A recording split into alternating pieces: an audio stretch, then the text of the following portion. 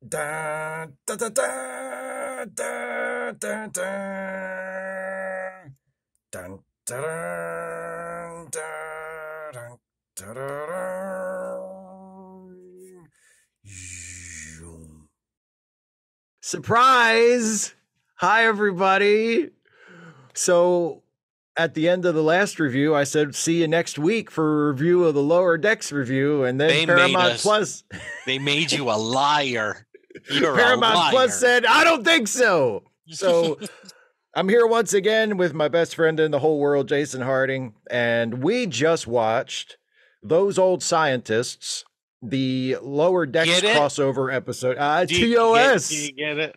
Same initials. That's anyway, before I start talking shit. So they released the episode early.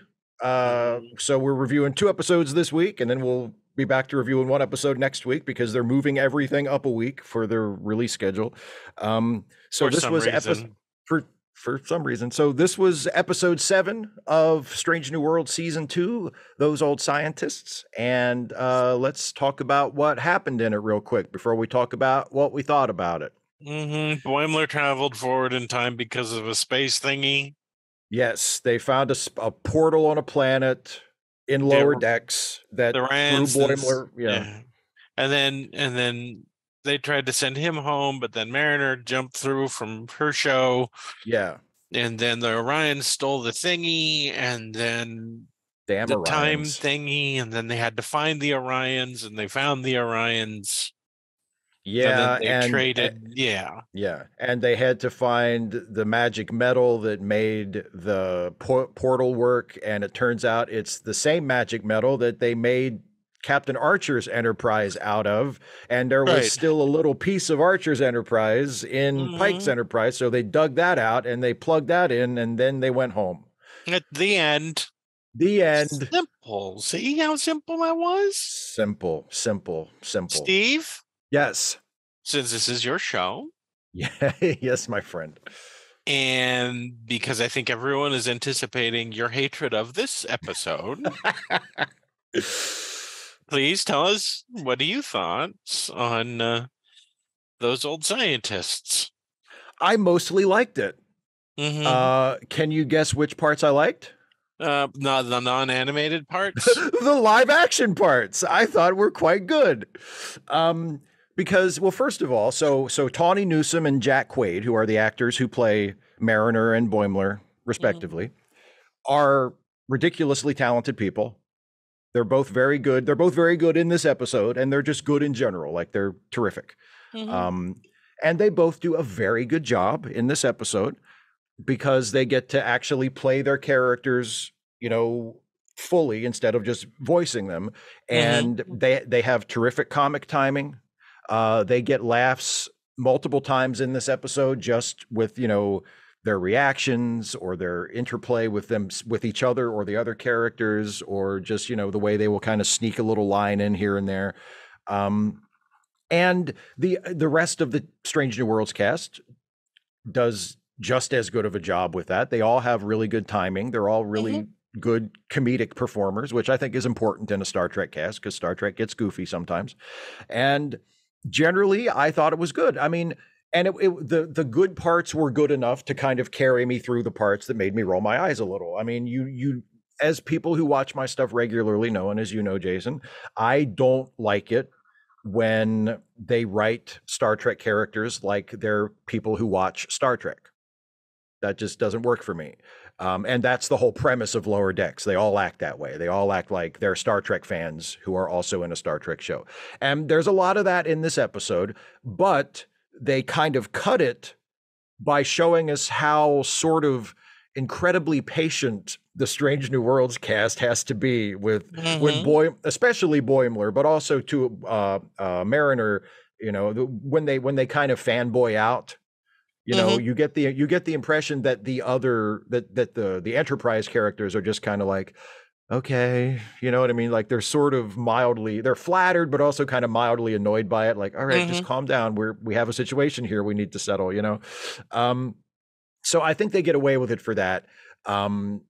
And also, I think Spock, there's a couple times when Spock like just flat out says, this is annoying when you do this. Like there's a moment when near the end when they're getting ready to beam down to the portal for the last time so that they can go home, and Spock, you know, Boimler says something, and Mariner says, like, you know, could you stop fanboying so much or something? And Spock said, or someone says, are they always like this? And Spock says, yes, it's very annoying. And you know, and I think Spock also gets what I think is the biggest laugh for me of the episode, when he and Boimler at one point attempt to synthesize the magic metal that they need to operate the portal.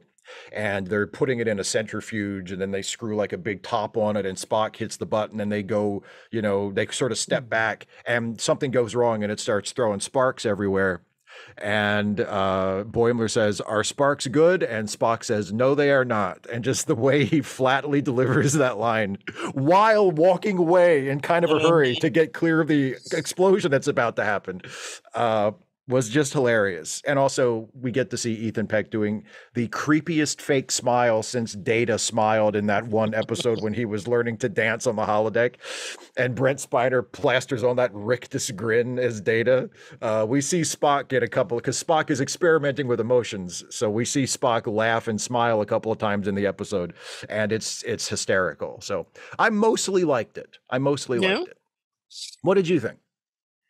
I think I liked it too. I like the fact that at one point during the episode, the current crew of the Enterprise start fanboying or fangirling out about the Archer Enterprise. About the Archer Enterprise. Yeah, that this isn't. It kind of normalizes it a little bit. We've even seen Picard do it. Picard did it in First Contact. When they go back and the Phoenix, yeah. When they see the Phoenix and Zephyr Cochrane and all that other stuff, you know, the crew fanboys out. Geordi does it, right? And we see Barclay do it. Barclay does it with Cochrane, yeah. Right. So nothing's original. It sucked. No, I'm only kidding. I'm just saying that, you know, there's precedent for it about people freaking out about meeting people who are heroes. I thought the whole thing was good. I heard you laugh several times. Both of us did. Yeah, it was funny. I wouldn't say it was a laugh riot, but it was still a good episode. I didn't hate, probably because I have no real love for the animated bits. You know, the show opens and ends with animated bits. It didn't bother me. What I think this opens up the show to the possibility, what I'd love to see is a show where we travel to the 1970s Filmation animated series. That's what I would like to see. Get the guy who does those retro cartoons. The cartoon versions of like Voyager episodes and like and Voyager episodes. TNG episodes. But I think it opens it up to stuff like that as far as it being, you know, what was the point? Well, at least the show was still the show, right? Yeah. It was, here's the crew having to deal with some people from the future, right? I don't think that this was like calculated to be, you know, we've got to make Lower Decks canon, or, you know, one of the shows is in trouble, so we'll have the other show cameo in this one in order to. No, I think that someone wanted to have fun, and that's what they did. Yeah. And they took it seriously enough that there were things in there, you know, the whole thing about the Orions and prejudging the Orions for what they are, and you know, all that other stuff. I thought it was fine. Is it goofy? Sure, it's goofy, but I mean, Goofy's, you know, par for the course being in Starfleet. That's why we're on her. I always love that's why we're aboard her. And you know what I love?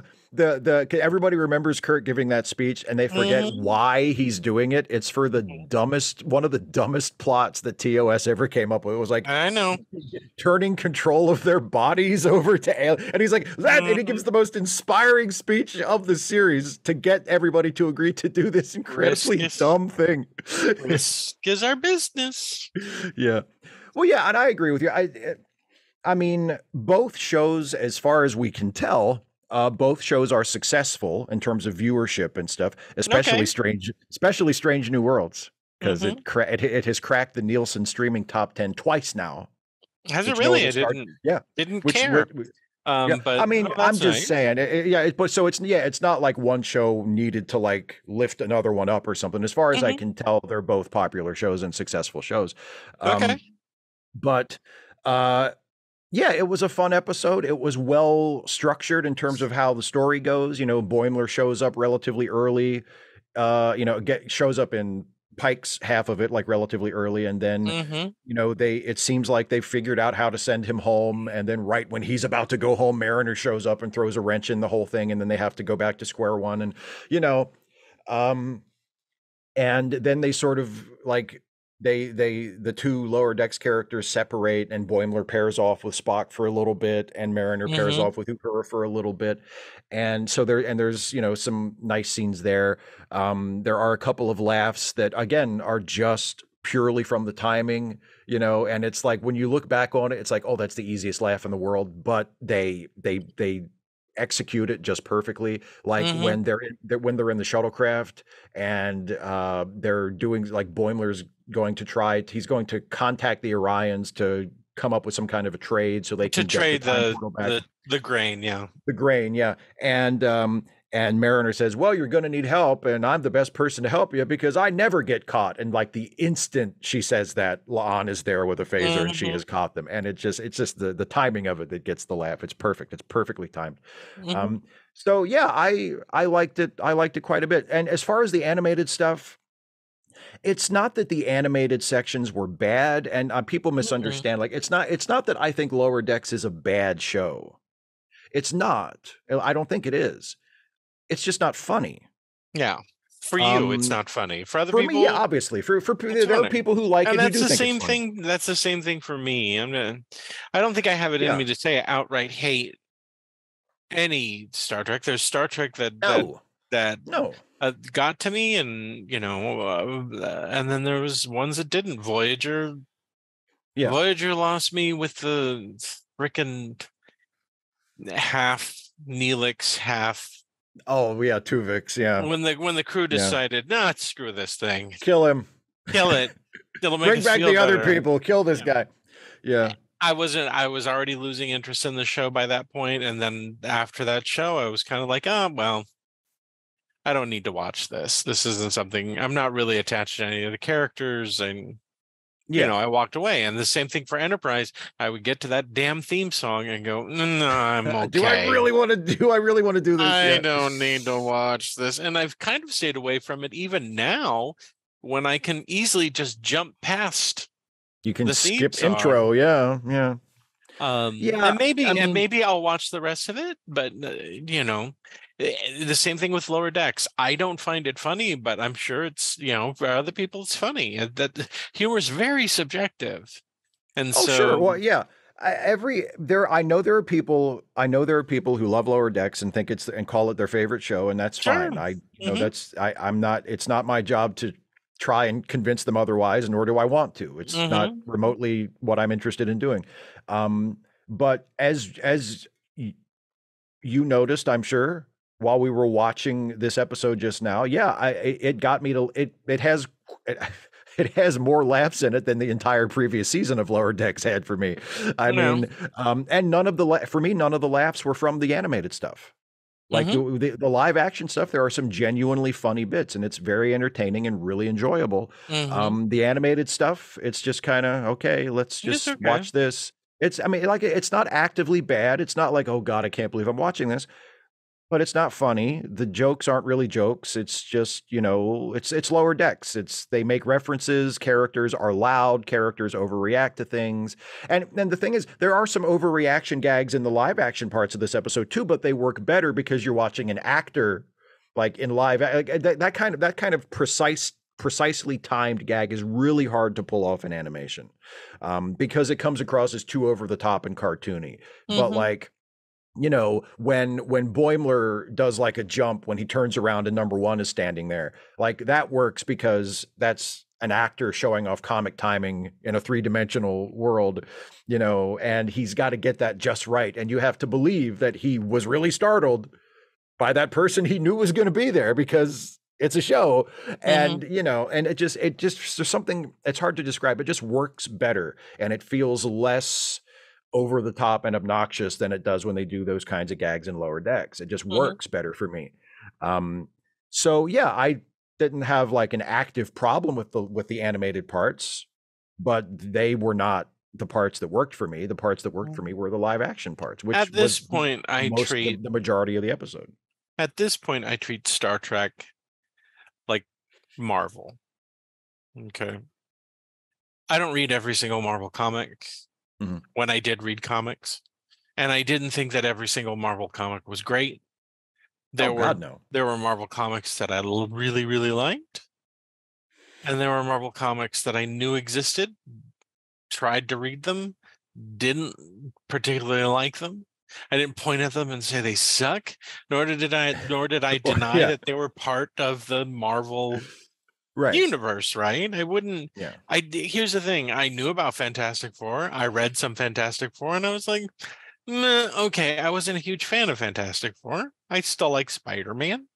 Yeah. It's the same thing now. I really feel funny when complaining about, about what I would consider bad Star Trek. I don't really consider it bad Star Trek. I consider it Star Trek that I don't like, not that it's bad. Well, yeah. Right? It's fun to put on a persona, to be like the person that says that's terrible, that's not Star Trek. Star Trek is, Yeah. The differentiation I make is Lower Decks is not for me, but I don't begrudge anybody who likes it. And I'm sure that the like people that's great. Who like Lower Decks are very excited for this episode, and I think that's great. This is still an entertaining episode. Is it going to push me to watch Lower Decks? Not really. No, not really. Not really. Yeah, no, it's not a competition. It's not about like, one show is superior to the other. And I honestly do. If I'm sure that the Lower Decks fans, watch this episode and had a good time. And I hope they really did enjoy this episode. The point of which was how much better Strange New Worlds is than Lower Decks. That was not the point, and you know it, you big baby.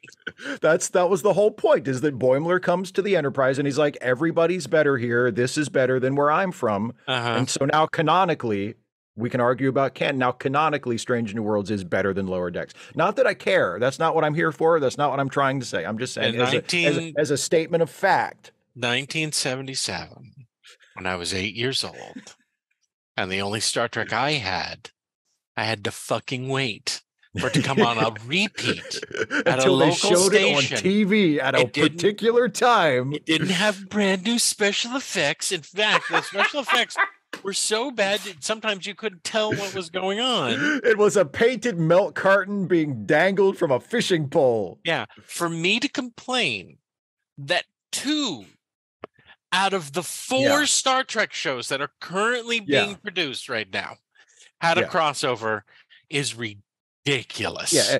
And it is ridiculous for me to complain about that.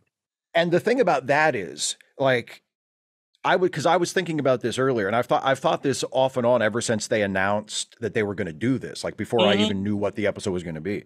Even if I had not liked this episode, even if this had turned out to be just a rotten episode, I still think it's a good thing that they did it. Yep. And it's a good thing that the producers of this current generation of Star Trek were willing to do something like this, which is a little, not as much of a risk as it used to be, but a little bit of a creative risk, because you're doing a show that's like half animation, or not half animation, but part animation and part live action. And, there's always a risk that if you don't do that right, it won't play and people will just, watch it and go like, it didn't really work for me. It didn't, it wasn't cohesive or whatever. Sure. So, but they said, you know what, we have 2 shows that, of the 4 Star Trek shows that we're currently producing, there are these two that seem to be getting the most positive buzz, that seem to have captured the attention of the audience, more so than the others. They and seem to be compatible, the most compatible in terms of like their tone and things like that. So let's do a crossover and let's do part animation and part live action and let's just have fun with it. Let's take the chance. And I'm glad that they did that. I think it speaks to the creativity and the open-mindedness of the people that are making Star Trek right now, that they said, yeah, let's go for it. Screw it. Let's do a cartoon live action crossover episode. Let's just see what happens. And they did pull it off. But even if they hadn't, I still would have thought it was a good thing to try and a good sign that they were willing to try it, So I also liked all the little mini arcs. Yes, absolutely. All the little mini arcs in the episode. They gave everybody something, a little bit of something. Yeah. Spock had a little bit of something where he had to, speak with Boimler because Boimler is getting upset because he was seeing Spock smile and laugh. Yeah. And so he makes the mistake of talking to Nurse Chapel, who of course talks to Spock. And Spock, of course, has to go, well, you can't because it's going to affect my future. But he basically lets the cat out of the bag that Spock chooses his Vulcan side. Yeah. When he gets, after when he gets all a little older. Yeah. Yeah. And Nurse Chapel finds out through Boimler that they're not together. Yeah.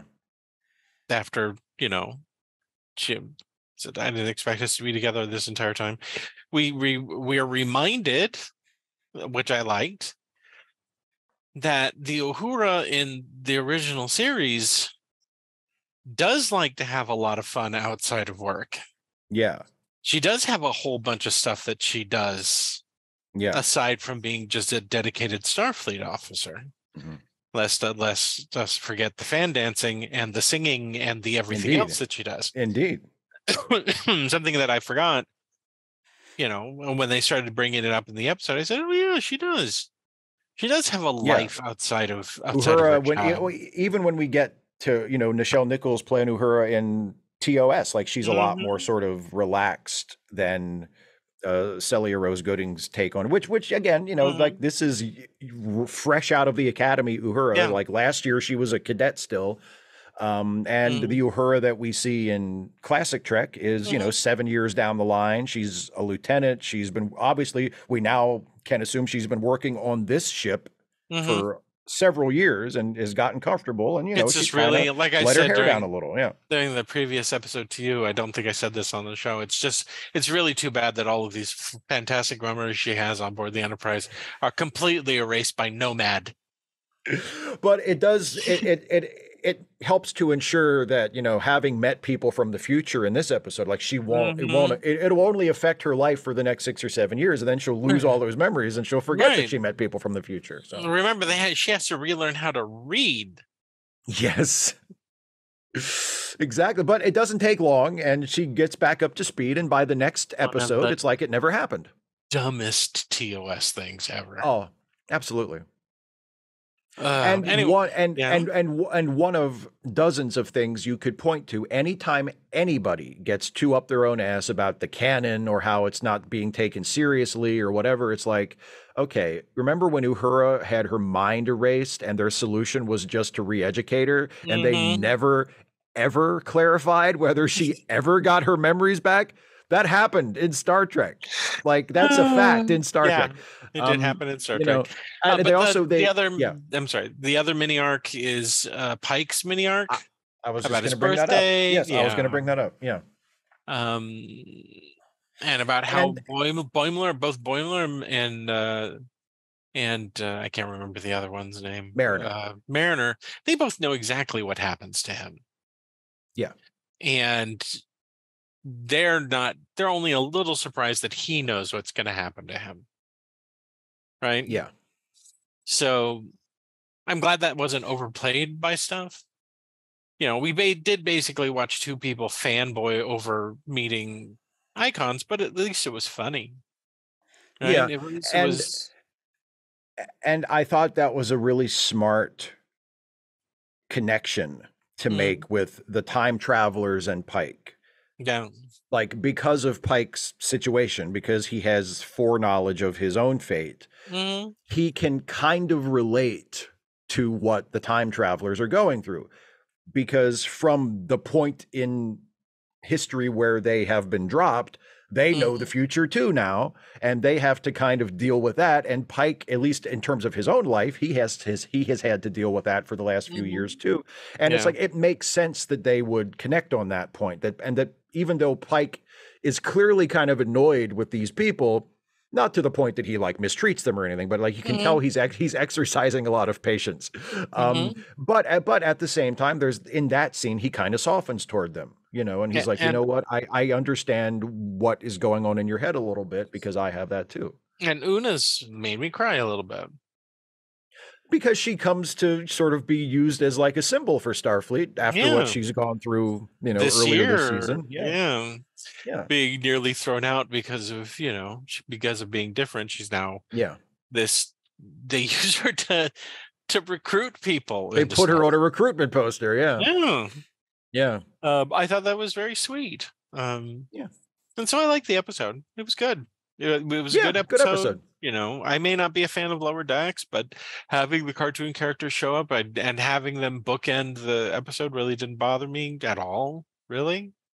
Well, they couldn't have done Um, anything else. I mean, it's not really a crossover episode if you don't cross over. You know what I mean? Like, I'm not, I have no objection to it in theory. It's like, well, of course they had lower deck stuff. It was a the lower decks only crossover. the only major thing that I thought was funny is that when they do a little tiny animated segment of Pike celebrating his birthday with the rest of At the the crew. end. Yeah, And yeah, you really see one of the drawbacks of the animation style, the art style, is because I couldn't tell who was who unless they had something like way like I, I knew who Mbenga was. I knew yeah, who Nurse Chapel was because she had white hair and a white bodysuit. yeah. But when we start getting around Ortegas and And Laan Laan, and wait a all of them, minute. they were like, Yeah, which one is who is? I got to see their yeah. hairstyle closer so I can know which one is which. But I thought it was cute. I thought it was funny. And It was in all fine. honesty, if they decided to do a crossover with the original series and the original series animation from the 19 not the original series, but the animated The series animated series, from the yeah, from the 70s. 1970s, if Yeah, they wanted to do something like that, I would fully support it. So yeah, I liked it. Steve, yeah. I liked it. I liked hooray. it. I Stop liked it. doing these things early. You fucks. What So are you doing? rumor has it. Now I don't know this because we haven't seen the episode yet, but rumor has it next week's episode Yeah. is the long-awaited Ortega centered episode. No, okay, we'll see. So you can finally stop complaining about Maybe they'll that. do another fake out where she starts to get ready to be part of the away team. Or maybe they'll do like a reverse fake out where it'll be like Laan's personal log and then it becomes an Ortega's episode. And you know what I would really like is I would really like it if they come up with something original and not some sort of past trauma thing, right? Oh, that'd be great. That they take the character and they really test her ability to joke her way out of a situation, Mhm. right? I don't necessarily need her to have any past trauma. God knows way They've too many yeah, of our they've hit that characters button have. way too often. Yeah. Hmm. Yeah, I agree. But In Star Trek and in everything else. It's like that's become way too overused as a trope. hmm But yeah, so this for everybody who is watching, who's waiting. Oh, I can't wait to hear how much Steve hates it. Sorry, I mostly thought it was pretty good. no, no, me too. No, oh, yeah. Okay. So yeah, we'll see you next week for as for a regularly scheduled review of episode 8. Hmm. So until then, take care, everybody. Bye, everybody.